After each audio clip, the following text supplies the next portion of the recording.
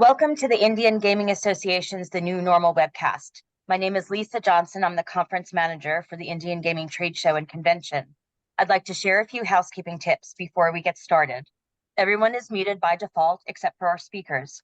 If you have any questions during the presentation, please type them into the question or chat box and they'll be brought up at the end. Now, without further ado, I'd like to introduce Victor Rocha, conference chairman of the Indian Gaming Association. Good morning, everyone. Sorry, you know what? You're not going to believe this, but oh, there it is. Sorry, I lost my script. I hit the right button, wrong button right before you said that. Good morning, everyone. My name is Victor Rocha. My co-host is Jason Guyot. This is The New Normal. Welcome. In today's conversation, we're talking to Anika Howard, President and CEO of Wondr Nation, and soon to be joining us is Jason Guyot, President and CEO of Foxwoods Resorts. On Tuesday, September 12th, the Indian Gaming Association is bringing their annual mid-year conference to the Foxwoods Resort Casino. So we want to talk a little bit with Anika and Jason about this wonderful property. And in the meantime, we'll probably do a little bit of conversating about what our conference is about too. But welcome, Anika. How are you doing? Hi, Jason and Victor. How are you? Great. I'm so happy to be here. And I know Jason should be joining soon as well. Yeah. I'm moving things around. Well, Anika, just for our audience, how long have you been at Foxwoods? And well, that's a key question because so much has changed at Foxwoods in the past 5 years. And I myself haven't been there since before COVID. I think I speak for a lot of Indian country when I say that. And we're looking forward to getting up to the Northeast there. It's great. I have an interesting story. So I've been associated with the tribe, I guess, since the end of 2018. I initially joined Foxwoods as the vice president of marketing and digital. And so in that capacity, I saw, lots of changes kind of within the industry. So that time, if you remember, Encore in Boston was opening. They had just opened the MGM in Massachusetts. And so a lot in Springfield, there were a lot of new competition happening in that region that were tangent to Foxwoods. And then shortly after that, you get hit with the pandemic. But it was a very interesting time with Foxwoods. And I think during that time, it was really when a lot of the thoughts around what are the things that we need to do to diversify and grow came into place.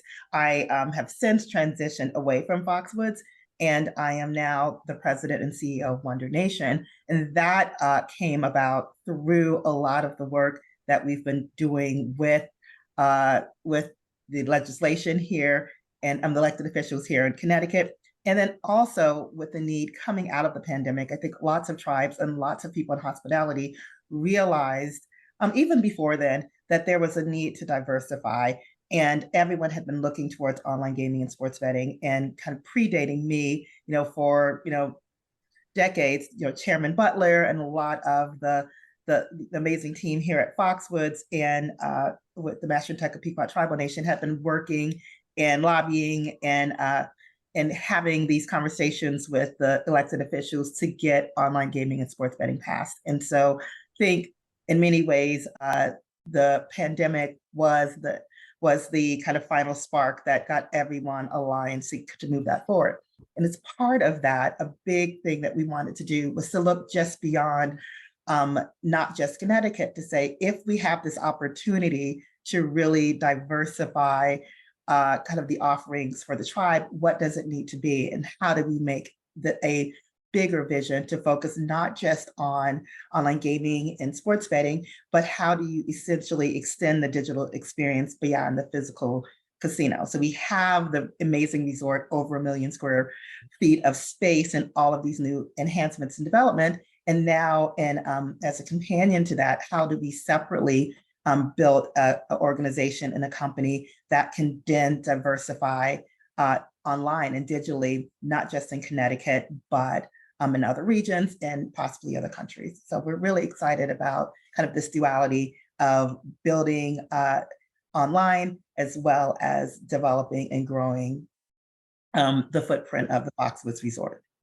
Well, and you know, Anika, as I don't know, many people know, you know, as she talks about Wondr Nation, I think what's unique about Wondr Nation is that it's an, and then you can tell us some more, but it's an organization that was created by the tribe to oversee the future of the tribe's investments and opportunities and stuff like that. Was that correct? How would you put that?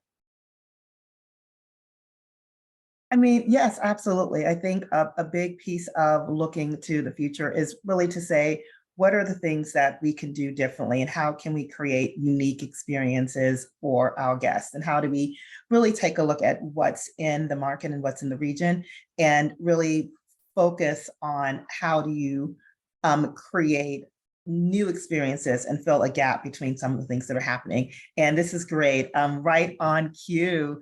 You know, Jason, who is the president and CEO of Foxwoods, just lots of amazing things. He can talk at length about all of the amazing things that are happening with Foxwoods Resort as a result of kind of the long-term plan and the vision that he's put together. Well, and you know, and before we get Jason, welcome. Good to see you. Thank you. Know, Thanks for having me, Victor.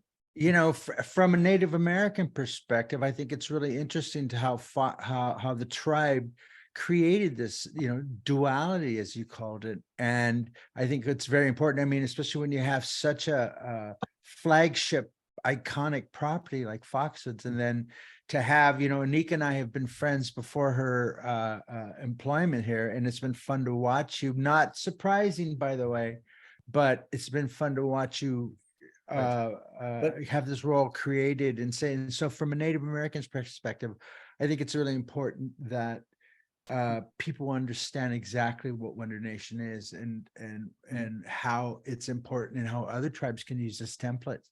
And Victor, that's why I wanted Anika to give her background here, because she's really been in the thick of it for 5 years, which these past 5 years have been critical for the expansion of tribal gaming. And we saw the numbers this year by the NIGC, $44 billion. We told everyone last year when it was 39 billion, hold on, this is probably just pent up COVID demand. But I think, you know, through what Foxwoods has done and Wondr Nation, what Anika said about all the tribes reevaluating and looking at their amenities and looking at what they have to offer, that COVID was kind of a time to, like, you know, out with the old and in with the new, or just, you know, shape things down and get rid of stuff that wasn't working. Because the industry is, you know, it's been on fire for 2 years. And Jason, thanks for joining us. And that's kind of why we wanted to go to Foxwoods this year, to show the Northeast is, you know, underrepresented in a lot of our discussions when it comes to gaming. But it shouldn't be, because Foxwoods and Mohegan were the first to fight, first with a compact, the first with a governor that was threatening everything under the sun, from imprisonment to signs, toll roads. Right. Remember they put that sign up in front of the casino? Yeah. They were gonna, they faced it all. Right. But go ahead, Jason. Sorry, I didn't mean to laugh at your pain. I didn't mean to laugh at your pain. We're all living through this. It's all cathartic, you know. Yeah, no, listen, happy to be here. You know, Foxwoods has a rich history, you know, as the first real true Native American gaming organization in the United States, you know, back in 1992, really paved the way for many other gaming establishments in Native land, including Mohegan, which was a little bit later in 1995, 1996 range. But listen, again, happy to be here, happy to talk about as much of the history as you'd like. But, you know, I've been here at Foxwoods now 21 years. So wow, I've been here for my entire career. I'm a member of the Mashantucket and Pequot tribe. So obviously this organization and the history are very important to me. And I think I've taken that, you know, into my role since being the president and CEO since 2020 into where our focus is and where we're going to the future, because it's not just about me as a short-term opportunity here to lead this organization. This is my home, and it's very important to me, and our tribe will always be here. And so I really, truly believe the decisions that we've been making, you know, post-COVID, through COVID, have really been based on the future and future success for the next 7 generations of the tribe and my children and their children and so on. So It's been, unbelievably great opportunity for me working with our tribal council. I feel very privileged and honored to be in this role. And yeah, listen, happy to dive in wherever you like. But look, we're very excited to hold mid-year IGA here. It's going to be a fantastic event. But yeah, anything you'd like to ask, just go ahead and shoot. And, Anika and I First can of all, do it. I think what I'm excited about is, you've got some new things happening and opening up. First of all, I thought the groundbreaking of the Great Wolf Lodge is really exciting. Tell us a little bit about that, and then we'll go into some of the other stuff too, okay? Sure. Yeah, happy to do that. So listen, the tribe, since I can remember, since I was younger, the tribe has always wanted a water park here on property. I mean, this goes back to days soon after Foxwoods opened in 1992. There were discussions about how can we get a water park here in Mashantucket. And there were a lot of starts and stops, a lot of challenges through that. It wasn't easy. We all faced the economic downturn a little later, in 2008, and we had some plans together then. But just to come back and be able to move this forward with what we believe is the best water park operator in the United States in Great Wolf Lodge is unbelievably exciting. To be able to do it right here on campus, literally just across an internal roadway, and have this great addition to the resort. And it's really a resort all in its own. We were just hosting some of the executives here yesterday from Great Wolf as construction continues. It's going to be a massive property. It's over 550 rooms, 60,000 square foot family entertainment center, and then a 90,000 square foot indoor water park. And so just what that adds from a visitation to changing demographics or where we're going in the future. And that's why I continue to say our future is bright. We have amenities like Great Wolf Lodge, and then all the new developments we have surrounding the property and inside the property. It's truly going to be a one-of-a-kind integrated resort destination. And Great Wolf Lodge right now is still on schedule to open in March of 2025. Oh my gosh, that's very, very quick.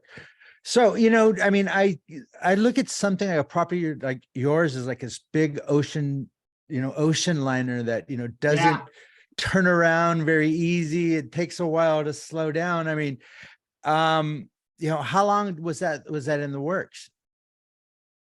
Well, we started talking with Great Wolf. Again, we were talking to a variety of different operators, and then through RFP and other discussions, we ended up talking specifically with Great Wolf Lodge. So those conversations probably started in late 2018.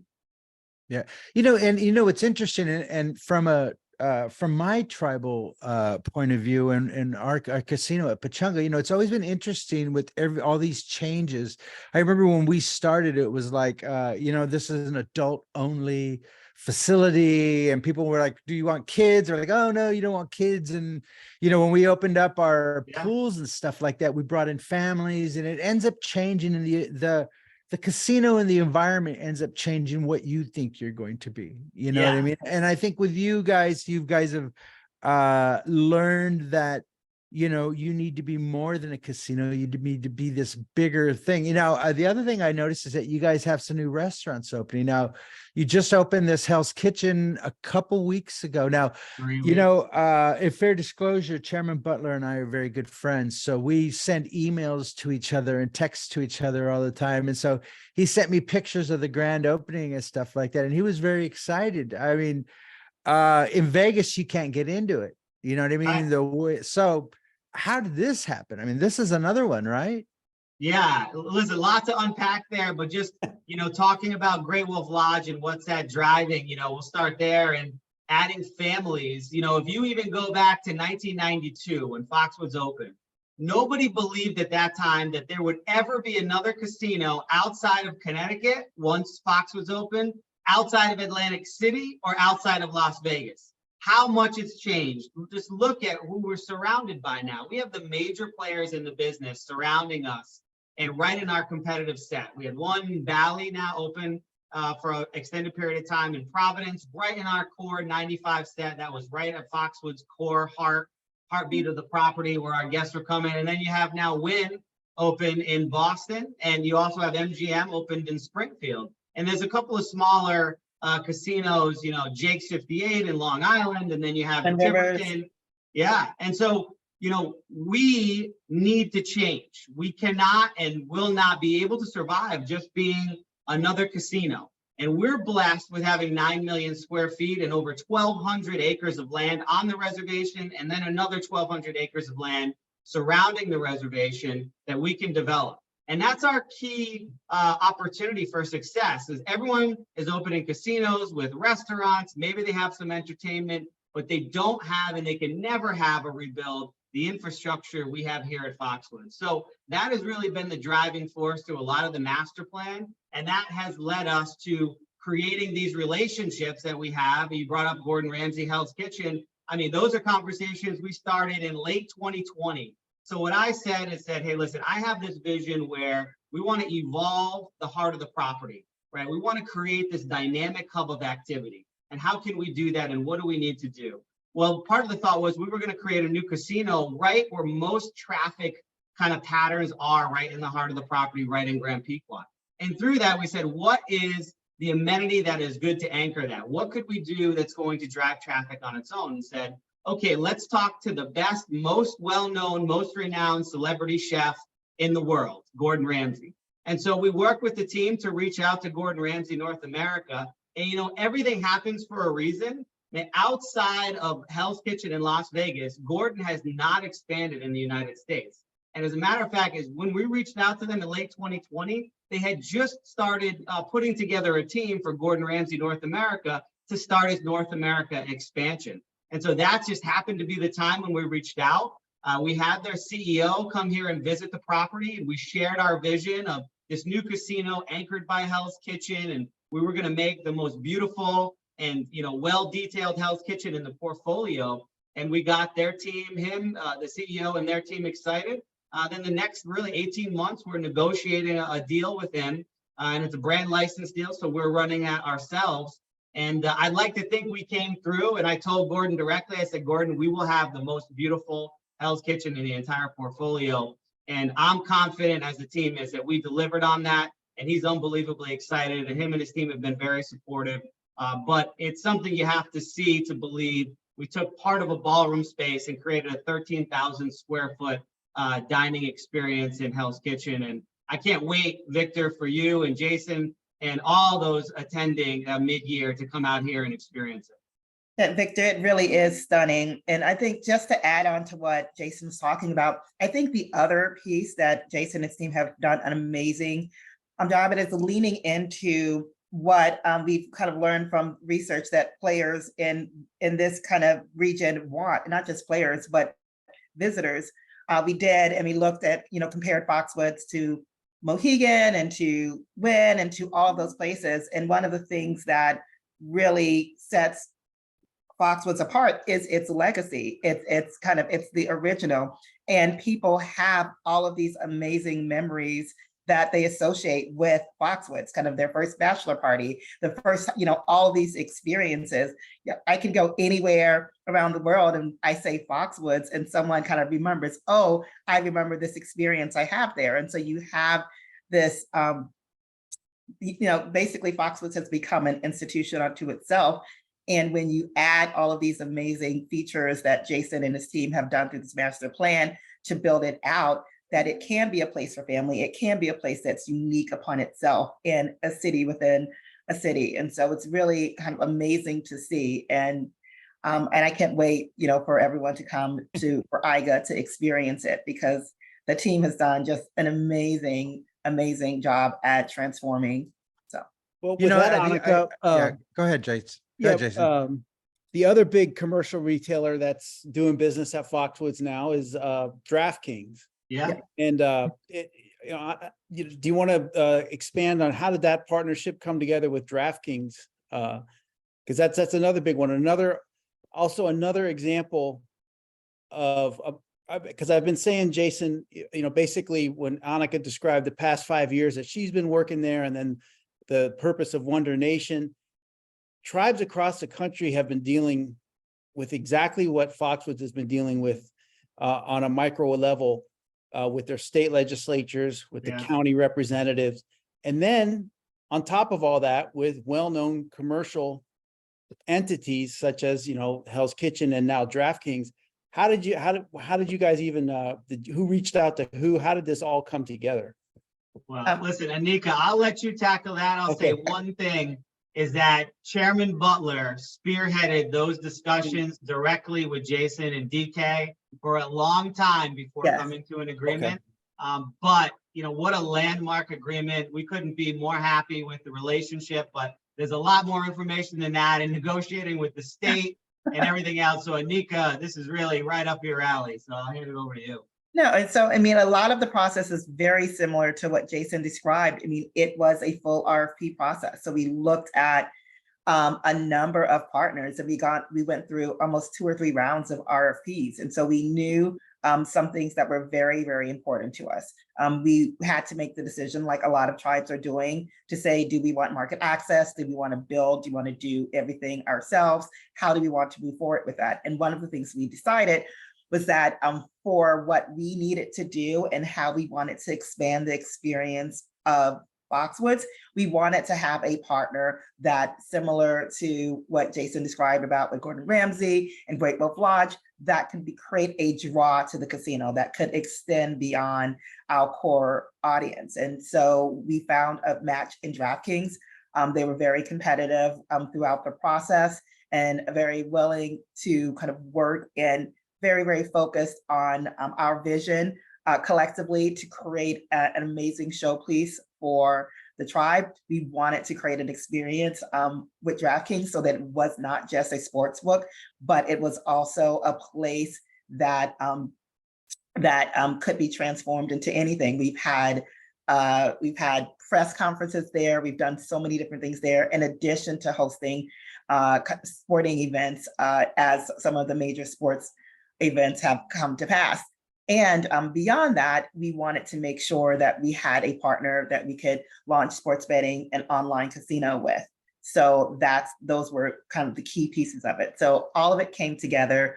You know, the retail experience was turned over to Jason and his amazing team in terms of really creating a space that is a showplace in a very busy corridor right in the center casino. And that was another thing that we learned. We did lots and lots of competitive work. Going to Vegas, going to New Jersey, going to all the markets, looking at the competitors in those markets and how they performed, doing customer research and talking to players and understanding kind of their likes and dislikes. And one of the things that we kept coming back with, that for what we wanted to do and the model that we were trying to do, DraftKings was a good fit for what we were trying to accomplish and how we wanted to grow our kind of footprint and can reach an audience that we would not normally reach otherwise. Yeah, Well, you know what? Sorry, Victor. Go ahead, Go Jason. ahead, no, Jason, go ahead, please. Oh, I was just going to add, you know, it goes back to 1992. You know, we built a like 60,000 square foot race book because originally in 1992, the understanding was we were going to get sports betting at that time. So we built a monstrosity of what ended up being just a race book for 30 years nearly. And the sports betting never received approval. And so every few years, there would be more discussions about it, but it never came to fruition. And as Anika mentioned, you know, the property has developed so much and expanded so much through that time. We actually needed to find a new place to put the sports book. And that's why we looked right dead center in the middle of property, and we built the retail DraftKings Sportsbook, which served many reasons. So it's a restaurant, it's a bar, it's a slot bar, it's a sports book, it's a race book. It's all those things tied into one, which creates a very unique experience and something that's different than you get from just some of the more traditional sports books that just have betting windows and seats to watch the games. And we put a 50 by 30 foot LED screen there, one that you would find in a major like arena or outdoor like football stadium. We put that right up against the back wall of the bar. And so it really creates a one-of-a-kind experience for our guests. And I think, You know, I go ahead, Anika. I'll say Go this ahead. is the last thing. We'll stop gushing about this, but even I think just the location, like if you We love it.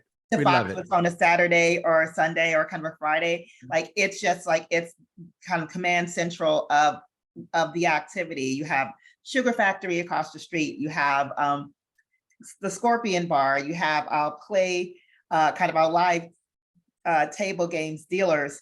And so it's just a great party, great kind of energy environment kind of going up there. And I'm sure that Jason will talk about kind of now we have another kind of retail coming there as well in that corridor. So we've created just a very great, amazing kind of gathering place going down that corridor. That's very exciting, at its peak times. I think you're going to have to rename from the Foxwoods Resort Casino to the Foxwoods Empire, because I think that's more of an appropriate name. Everything that you guys do it in a fashion that is second to none. You know what I mean? Bring in the Greatfoot, the Bigfoot Lodge, which is another one. I just renamed it for you. The Great Wolf Lodge, I think is you've seen tribes learning that they have to become more than just casinos. They have to become experiences. And it isn't enough to just put in a restaurant, but it put into something that's going to draw people in and let them know, hey, let's go to this new experience. And that's what you did, whether it be Hell's Kitchen or the DraftKings sports. What do you call it? Is it a restaurant, sports book, sports we call restaurant? it DraftKings Sportsbook. Yeah. Sports book. Yeah. Yeah. But it's really a sports bar, really. It's everything wrapped up into one. I mean, what more can you want? Great food, great sports, your ability to bet on them. You can even do race betting there, and you can have private events upstairs. I mean, it's a little bit of everything all wrapped into one. I heard the waiters have fake Massachusetts accents. Is that true? Is that, no, they're not fake. That's false. Okay, let me cross that out. That's Wikipedia. Jason. So when we were bringing our show to mid-year, I had the epiphany that why don't we showcase what you guys are doing? Because I feel that it was a real valuable lesson, and everything that we're talking about so far are things that are transferable in Indian country to tribes all across the nation, and I think for years tribes has looked to Foxwoods as the innovators and the leaders in this. And, that kind of what I wanted to talk about Wondr Nation a little while later on, because it is a very unique enterprise within the tribe and kind of the tip of the spear type of thing. But, how horrified were you when you heard that I wanted you guys to open your doors and to do this? And I mean, was you just like terrified? You're like, what? Oh, no. Listen, we think it's a great opportunity. Number one, we're thrilled to host. Number two, to really allow our executives to talk about this property, be open with attendees about challenges, struggles, opportunities, successes over the years. I think it's a fantastic opportunity, and I think the entire team is excited. And we're just looking forward to really being able to showcase this property and talk about what we do for all those reasons and many more that you mentioned, Victor. Oh, listen, you guys have been incredible. You know what I mean? Because the idea, we do this all the time, and also the show is a month before G2E. So the idea of putting a conference together is kind of scary, but to me, it was a no-brainer to be visiting this amazing property and not showcase it, but more importantly, the lessons that have been learned here that are transferable to the rest of Indian country. Now, one of the fallouts has been because it has been focused on what you guys are doing. It hasn't created the type of speaker opportunities that a lot of people want who are associate members and stuff like that, because really a lot of the speakers are the vice presidents, the senior vice presidents within the organization. And, what I'm most excited about is what we're doing on Wednesday, which is this parallel track, which is talking about, how we do business with Foxwoods. The one that I'm most excited about is talking about the history of Foxwoods. Rodney and I, Chairman Butler, I talk about this, and he knows my feelings about the tribe and the survival.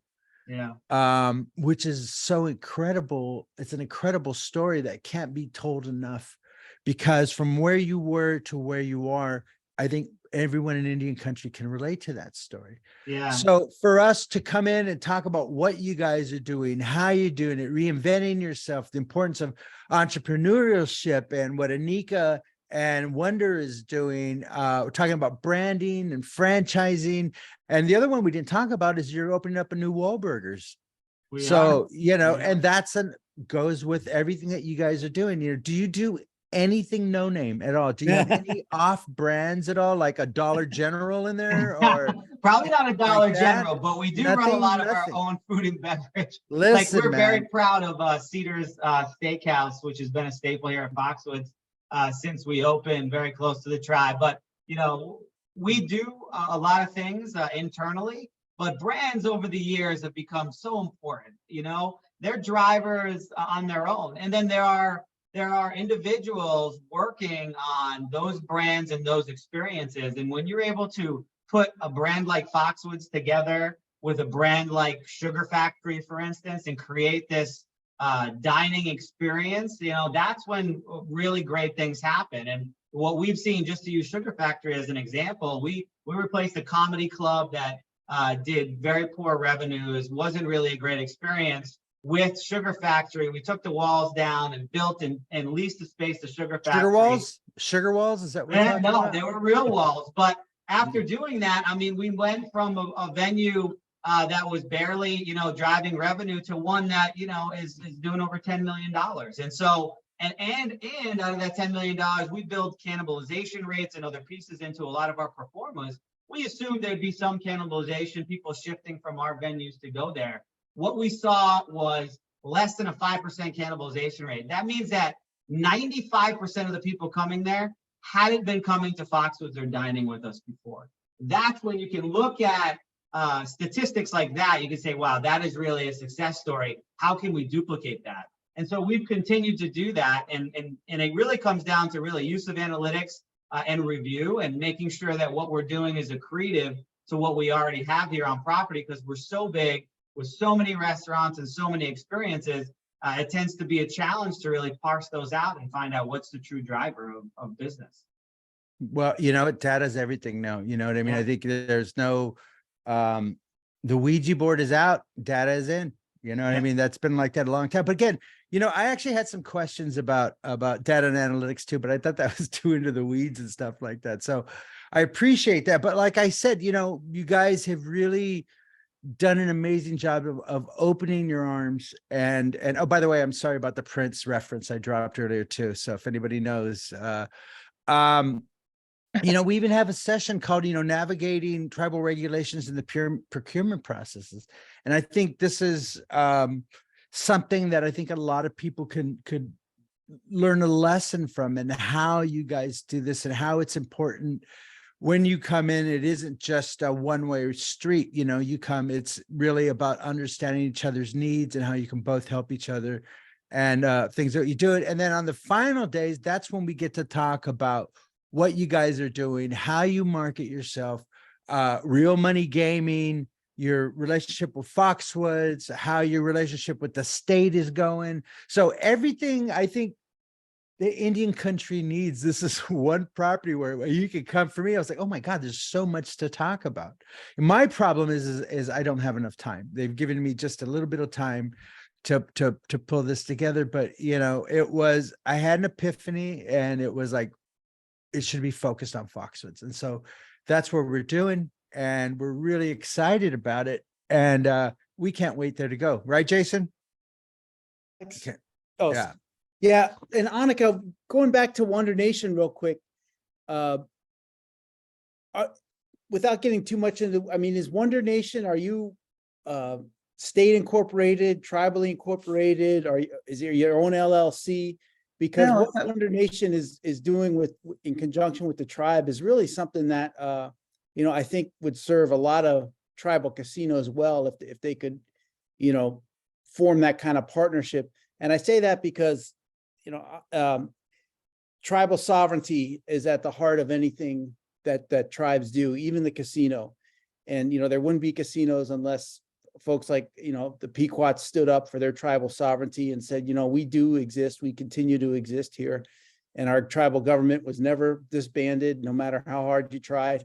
But, you know, doing business in Indian country can be tough, but, you know, that sovereignty aspect is always there. So I wonder, you know, Wondr Nation, how you guys, you know, deal with that, and also attracting commercial retailers like you do, and trying to explain to them, you know, when you're on the reservation, it's a different jurisdiction. Yep, no, absolutely. So for starters, great question. So the Wondr Nation is completely owned by the Mashantucket Pequot Tribal Nation. So we are a tribal entity, and we were established in 2021, right in line with the launch of online gaming and sports betting here in the state of Connecticut. Wondr Nation actually is the license holder for the online sports betting and online casino sports betting online casino license for the state of Connecticut. So we are the licensees. We have the direct relationship with DraftKings, and then we work in conjunction with DraftKings to run the co-branded skin, the DraftKings Foxwoods skin here in the state of Connecticut. We also are a kind of partner and I guess managed services provider for Jason Guyot and his team at Foxwoods. So we run the Fox Play Casino, their social casino, on behalf of Foxwoods and the tribe. And so there are lots of things that we have these duality of relationships. And it's very important because one of the things that we've been very focused on are building these capabilities and building these successes and making them repeatable so that this is something that we can then provide to other tribes as a service. We're very excited about the work that we've done and what we've been able to accomplish here in Connecticut. And we're looking at opportunities to partner and work with other tribes to do the same thing. And one of our core values is around diversity and amplifying diverse voices, especially BIPOC and Native voices, whether it be from finding BIPOC creators and game developers to looking at opportunities to amplify voices in terms of some podcasts and other things that we're starting to build and are in the works, and to really kind of look at opportunities to develop tribal talent and to do and create a pipeline of tribal talent. So two of the things that we're really proud of are our Wondr Nation Associate and Internship Program. And so for our Wondr Nation Associate and Apprentice Program, it's really designed, a little bit of my background, I started in the gaming industry as a president's associate with Caesars, or then Harrah's under Phil Satry. And one of the things that I loved about that program was I was new to the industry, but it created a rotation that from very, very early on gave me a full 360-degree view of the industry and what was important, and appreciation for all the different things that go into running casino. And we're creating a version of that, but making it interactive and making it Wondr for tribal members within the Mashantucket Pequot Tribal Nation. So that is an opportunity that we're actively recruiting for. We also realize that people learn and grow and have different perspectives. And so we also have an apprentice program. We have a wonderful Mashantucket apprentice, and her goal is, like, she is a recent high school graduate. And so saying that you don't necessarily need to have a college degree to be able to take advantage of the technology, because some people are just gifted in that way from an engineering and design and technology perspective. And when you look at all of the major companies like Google and Facebook and Apple, a lot of their engineers, et cetera, they've kind of eliminated that hurdle because they recognize that talent comes in so many different forms. And so really making sure that there are no hurdles for anyone that wants to be part of this industry. And that's something that I feel personally has been gatekept. And that's why you don't see lots of diversity in some of these technology fields. And so we want to do that. And then finally, we have our Wondr Smart Labs, and we're actually starting next week to do a showcase. And that is an opportunity from elementary school on to really introduce young people to technology and to demystify it. So we work with ACES that actually we met last year at IGA in San Diego. And we've established this amazing partnership with the team there and created a cultural-based technology curriculum that we've taken the students through for the summer. And they're able to showcase their kind of what they've learned and what they've created next week. So a lot of things that we are focused on are, and I think that's kind of the core of being a tribally focused technology company. It's not just about kind of building the technology, but it's also building the talent and creating the infrastructure so that you have a succession plan of very strong and capable and smart and educated and passionate people to come in and continue the legacy of what all of us are creating today. Well, you know, Anika, I hope that when we do our annual show that you will bless us with your presence and talk about this and give us more information to the tribes. You know, we'll do it obviously at mid-year. Yeah. We have a session there, but I'd like to continue this conversation because I believe, you know, what you guys are doing is very important. And I've seen, you know, there's, as Jason said, you know, the revenue that tribal gaming is bringing in, I think is still shocking to everyone. And I think it's important that, to use a cliche, that we make hay while the sun is shining, you know, and creating the diversification programs and stuff like this is very, very important. And I think it's also this great opportunity to see kind of this duality of expanding the physical footprint of Foxwoods in parallel to actually now focusing on expanding kind of everything beyond that digital, that physical footprint, to talk about the digital experiences. I mean, we work with the museum, we work with, we're working with a number of kind of new technology partners. We're bringing people in from outside of the gaming industry to kind of look at opportunities, and we're kind of reaching out and finding kind of native creators and game designers, because those are things that we want to ultimately be able to do, and to be able to show that not only are there opportunities, but there are marketable and revenue drivers. And so a lot of things that we're very excited about, and we feel like this is a big opportunity within the tribal community to start to build more kind of technology-based organizations, because this is another way to diversify.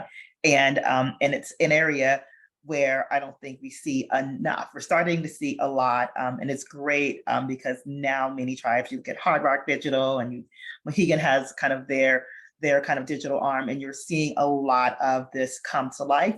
And I think, you know, beyond just iGaming and sports betting into esports and metaverse and some of the other areas, there are going to continue to be opportunities to expand and grow in those areas, and to complement things that we're doing, and to help even drive revenue and opportunities for kind of our physical spaces. Did you ever get caught up in the crypto coin stuff? I did not. Jason, I had to ask, but I had to ask. Okay. You know? I mean, that's kind of your job, and you know what I mean, to look at where look at that. Yes. it's going. And you know, I think that's very important, because you use the word duality, and I think that's a very smart word and an important word here, because we do have the digital, and we do have the physical, you know, and you know, a property, there are the limitations to the physicality and the sovereignty and stuff like that. And with the digital, you know, we're learning that, you know, it's important that we have this presence. If we're not doing online gaming, if we're not doing, there's other reasons to be online, and there's reasons to be looking at the future like this, because that's where the land grab. You know, it was interesting. You talk about the whole metaverse thing. And there was like, buy land in the metaverse. You could buy your reservation again in the metaverse and stuff like that. So it's funny to watch where we're all going with this, but I think the reality is that it all needs to be grounded in the physicality. And I think that's what you guys have, is this amazing property, and you guys are dealing with issues some tribes have no idea yet, you know, the kind of pressure that's on them, and so to watch you guys do this, I think that's the valuable lesson that can be learned all across Indian country is, okay, here's how they're doing it. Why are they doing it? Why is this important? And I think, you know, having Anika there, so Anika or Anika? What do we do? Anika. Sorry, Jason, I win. So Mr. Guyot, should we call you President Jason? No, you should call me. You can call me Victor. You can call me Jay. Jay, we go Jay, because I got two Jasons in this. Yeah, Both I can be Jay. I can't That's say what I Jason said, you know. P, because that's not going to work either. So we're just going to go with, you know, it's you know, running a property like that, and you know, being you know, you guys have become more than what you thought you'd ever be. You know what I mean? And I think one of the advantages that you do talk about, when I hear you talk about 1 million square feet, I know you have the mall also, which I haven't seen since the last time I was there. So I'm excited to really take some time and get to see the property. I'm going to have a little bit of time before I leave on Thursday night to really see the place. And you know, because the more I know, the more I learn, the more I can help others. And so, you know, that's why we're so excited to coming. Chairman has been asking us for a while, and you know, we couldn't wait to get there. You know, we were there not too long ago with Mohegan, and that was a really wonderful experience too. It's interesting, and you know, and that's a big part about this, because you know, you really can't talk about Foxwoods and not talk about Mohegan, because it really is about, if you go to Connecticut and you go to Mohegan's and you don't go to Foxwoods, well, you really didn't get the full experience, did you? You know? And I think it goes both ways. I think that's, and even when the first time I went there, I was like, hey, we're going to the other one. All the Indians jumped in the car. We drove over to Mohegan at the time. And, you know, it was, I think that's a real wonderful dynamic that you guys bring, you know, because that's a very unique situation in Indian country. I don't really know. Oh, listen, you have two of the largest casinos in the world, 15 miles apart. And let me tell you, it is unique, and it is, it is challenging at the same time. We beat each other up. We're all fighting for market share, and it's an aggressive market. And I think when you look at our rewards program in general, when you look at ours compared to Mohegan's, some of the richest rewards programs and reinvestment in the country, just because we're two massive and behemoth properties 15 miles apart in one state, and then now surrounded by a bunch of states that have legalized gambling for whatever reason, whether it's tax revenue or other. And now you have more major players. And so the challenging part is, when Foxwoods was built and expanded so quickly, no one ever believed there would be competition, as I mentioned earlier. And now you have all of these pretty large, more traditional casinos popping up everywhere. And, the retail market has not grown even close to the amount as expansion in gaming has. And that's why the digital world and what Anika does with Wondr and DK is so interesting, because we look at what that market is set out to be. It's right now, it looks like it's trending to be over a $525 million a year in GGR business, which is astronomical, considering, that it is actually increasing the overall pool of gaming. So you have people that haven't gamed before. You have current gamers going online, current gamers that are gaming at Mohegan and are playing online with us. It makes for a very interesting demographic of guests and analysis. And so Anika and I, we have constant weekly conversations about how we can parse up, the different segments of guests that are coming into the property in this new digital age, where we're seeing online really take off. And I think the last thing I'll say about that is, our market is much different than others. And there's been a lot of comparisons to say how iGaming and sports betting has impacted New Jersey, which was the first and early adopter, and obviously much different than what is impacting us for, some other jurisdictions in the Midwest that have, in South, that have adopted it. Every single jurisdiction is going to face its own unique circumstances with the number of skins, the number of retail operators, and the state regulations. And that's something, now I think a little over 18 months into it, we're starting to understand and get a clearer kind of vision of where this is leading, and where the trends are pointing to where the opportunity is. Well, it's an amazing property. And like I said, there's so many lessons. You guys are out there in front, as you've always been. I think I've said at least a dozen times, personally, I didn't know how successful we could be until we saw Foxwoods, so that's something. Thank you. Yeah. And thank you, Jason and Anika, for coming on today, because one of the things we're in just planning our mid-year at your facility, we're trying to squeeze in every visit to Hell's Kitchen and all these things, and we only have 3 days. And we also have to golf while we're there. So you have to golf. You have to golf. I like the way you said that, Jason. Right. You gotta check it out. it's going to be a jam-packed 3 days, and we're just really glad that you know, the leadership with Chairman Butler and then working with your staff there has been seamless. We're really looking forward to a good time. And as you said, Victor, you know, Foxwoods has endured just like their tribe has endured. And you know, how many obstacles have they overcome since the start of their gambling enterprise, you know, to the point where you thought they were flat on their back, like, how is this going to work? And then throw on top of that competition from all the surrounding states.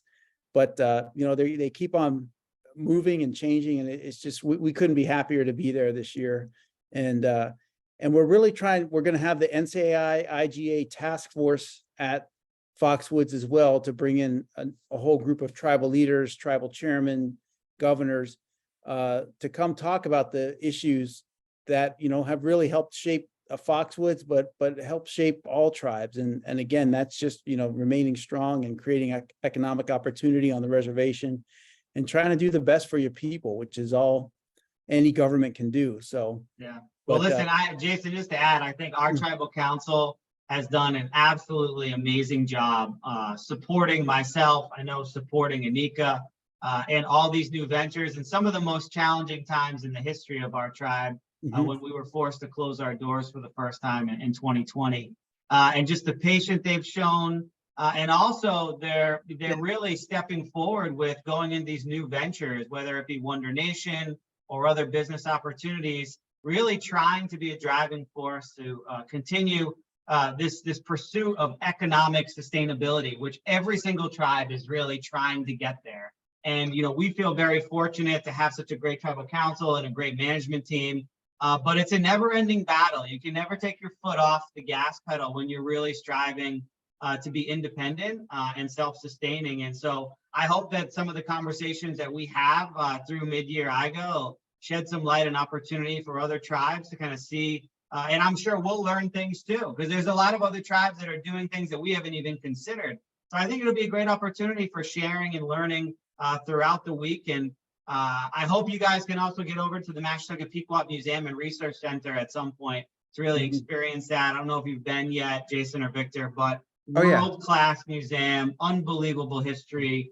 You know, we've been here and the tribe has been here for over 10,000 years. We're going to be here for another 10,000. And we never forget about our history, the legacy we've created, whether that, you know, is the challenge and tragedy of the massacre, you know, in the 1600s, or the revival and kind of what we've been able to accomplish since 1986 as the tribe got back together, really fighting for our land and fighting for our rights. So it's been an amazing journey, you know, and one that I've been on here for 20 years, but even more so since I was a child and a young adult, you know, growing up near the reservation, being on there with my grandmother and my mother. It's great to see in such a small tribe, and we're only 1,000 tribal members, you know, so it is a small tribe, but still facing big economic and other challenges. And yeah, what a great story and history we have to share. And I hope we can do some of that through mid-year and kind of expose more about the history of our tribe and the role we played really in the formation of the United States and the challenges that we faced through that time with the colonists and the settlers in the 1600s. Yep. What a story, man. Yeah, and even with that, the museum, it's celebrating its 25th anniversary. So this is the 25th year. Friday. And yeah, on Friday. And there's an amazing 13 Moons exhibit that's happening. A lot of the work we're doing with the museum. And so there's going to be hologram exhibit as part of that. So a big piece, once again, is, you know, sponsors with the museum looking at opportunities to create interactive experiences within the physical, which is another thing that we're very excited about too. And so when people come to the museum and they get to see these layered experiences too, we're really excited about. So the museum is phenomenal. It's the biggest, I believe, Jason could kind of knows more in the world. And even when you look at the Native American Museum and Smithsonian in Washington, D.C., a lot of those artifacts are on loan from the Mashantucket Museum. So definitely worth checking out and making a quick detour from the casino while people are here for IGA. You know what? Thank you. I noticed we have a question. I did hear you maybe expanding your look for additional speakers. No, you didn't. We didn't say that. We didn't say that. Yeah. Nobody said that. It- All our speakers are going to be from the tribe. A majority of them, actually, I think about 90% of them will be from the tribe. Like I said, vice presidents and stuff like that. And then a lot of the tribal members, tribal counselors, we wanted to definitely get kind of their perspectives as well. Right. I think you mentioned kind of the executive director of the museum will be speaking and talking Right. about history. So I think it's going to be amazing. I'm looking forward to sitting in on Jason's session. He's going to be facilitating a session with his team, talking about kind of the branding and the expansion of, and it just kind of the great story for Foxwoods of all the things that they're doing. And I just kind of love that idea and concept. So lots of good conversation. well, you know, it's an important thing. At my tribe, we have a trapdoor. If you come in and you say our name wrong, the trapdoor opens up, you know. So, and it's such a big deal within my tribe. If you come in and mispronounce our name, you know, you're not going to get the deal. So, you know, just doing the basic research and understanding who the tribe is and what they are and how to pronounce their name right, just like you would any place. It's a very important part, because then it's, you know, you're doing the homework to understand who we are and what we've been through. And, you know, we're looking for friends, we're looking for allies. We're not looking for enemies, you know, but you know, I think that's the to show the proper amount of respect, you know. And so I think for you guys to open up your doors like this and to be able to talk about your experience, and I think your past is just as important as your future, because it really defines who you are. And I think it makes the heights that much more grander and the view that much more better. Sorry to get so poetic, but No, I well, think listen, this thing is very close to my heart. So yeah, listen, our success is owed to all who have come before us and paved the way for this resort. And, you know, as a tribe, we have conversations, myself and chairman and other counselors, you know, despite all of our success over the years, we never forget where we've come from. And we continue to try to push forward and have a vision for the future. So we look forward to sharing, you know, our experiences at mid-year in a few weeks, and really, you know, allowing everybody with welcome arms into our resort. And we're very excited about the opportunity. You know, before we go, and we're going to go, you know, we did have a question, and I was being a little flippant, but he said, you know, they were looking for additional speakers and their expertise is cybersecurity and risk management. But actually what they would be interested in is to learn how you would develop a relationship with someone like that, you know.